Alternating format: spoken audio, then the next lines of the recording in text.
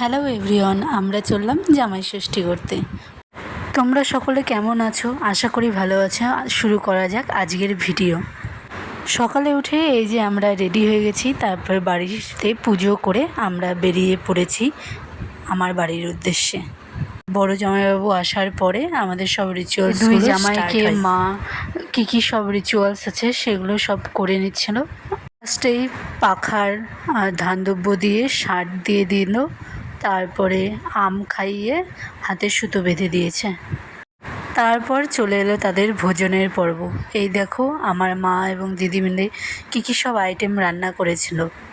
সবাই খুব আনন্দ করে খাবার খেয়ে নিয়ে তারপর আমরা ভ্যালেন্টাইন নামে একটা মুভি দেখতে শুরু করেছিলাম। মুভিটা খুবই সুন্দর, আমার তো খুবই ভালো লেগেছে। সন্ধ্যাবেলায় আড্ডা দিয়ে খেয়ে দিয়ে রাতের খাবার খেয়ে আমরা আবার যে যার বাড়ি চলে গেছিলাম। এই হলো আমাদের জামাই ষষ্ঠীর আয়োজন। তোমাদের জামাই ষষ্ঠী তোমরা কেমন করে কাটিয়েছো অবশ্যই কমেন্ট করে জানাবে। ভিডিওটি ভালো লাগলে অবশ্যই অনেক শেয়ার করবে, পাশে থাকবে। Thank you.